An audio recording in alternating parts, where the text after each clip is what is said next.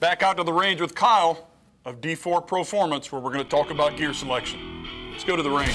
Hey, Kyle here, Defoor Proformance Shooting. Again, I'm in Pascagoula, Mississippi at the police training range. And today we're going to talk about everyday carry and gear, holsters, mag pouches, the whole 9 yards. So I'm going to start out with holsters. If you look right here, what we've got is a couple of different variations of holsters. And things I like about holsters, I like for them to be Kydex. I like for them to be hard plastic. The reason is so I can manipulate the gun. I can rack off of it.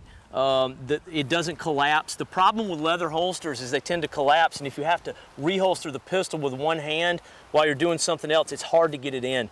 So traits I look for in a holster, either injection molded plastic or Kydex, and it needs to be able to positively retain the gun. If we take this Raven Phantom right here and I take the gun out, when it goes in, you'll actually hear the positive click.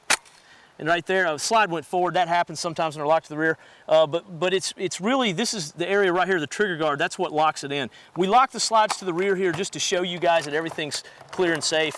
But that's kind of what I look for in a holster. A couple of different setups here. The Phantom right here has inside the waistband loops. This one has pancake wings on it. Okay, and a lot of people are like, well, what do I need? I will tell you this. If you want true concealed carry, in my opinion, it has to be inside the waistband. But there are some things to consider. Number one is weather. I know a lot of my friends that live, southwestern United States, Arizona, Texas, in the summer it's very hot. Even in the south where we're at now in the summer it gets really hot. Inside the waistband can get super uncomfortable, so an outside the waistband might be a good call. Also, if you look at this pistol right here, this one is set up with an RMR and also with a light, so it's a bigger pistol.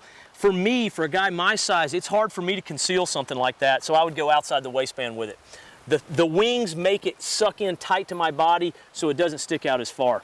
Right here we've got the Vanguard 2, again that's by Raven, and that's a very minimalist holster, really made for appendix carry, works out really well as a true concealed carry weapon. We've got it here with a Glock 26.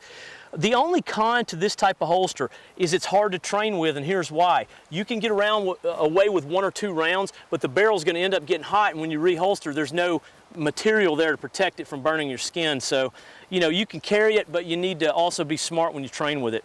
As we keep on coming around, you got to have a good belt. This one's made by Aries Gear, super stiff belt. This one will hold up anything that you throw at it. Nice quick release buckle there.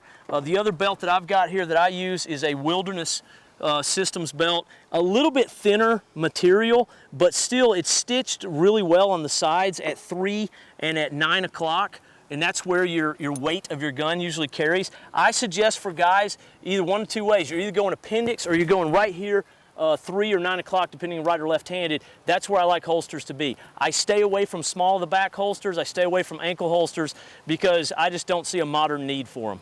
The other accessories here, mag pouches. This is a double mag pouch, again, because we're carrying a lot of weight here. We've put wings on this one. It helps spread the weight out a little bit, sucks it in tight to the body. I personally, for everyday carry, I like a single mag pouch, and I use standard belt loops on it. I carry 1 mag. That's what I do. Some other things here. Flashlights. I always carry a handheld flashlight. This is a traditional C2 Surefire. This thing's been around forever. It's kind of the size of the old 6P. This one is a ProTac 1AA from Streamlight, drastically smaller. Things I look for in flashlights, I like a serrated strike bezel, some type of way to strike. I got one here, both front and rear, and I'm really positive about those. I'll use a flashlight as a weapon if I need to.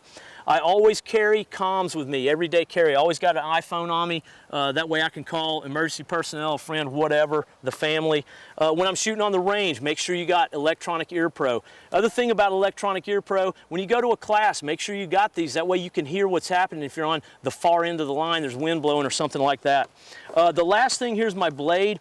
Again, this one's made by Sock Tactical Group, custom made. The biggest thing about blades, you can find nice fixed blade knives. What you can't find are nice sheaths. You got to get a good sheath. There's a bunch of people out there that make them. Tracker Dan makes one. Outstanding. Blade Rigs makes them. Syoc makes them. But you got to have a real nice sheath there to go with.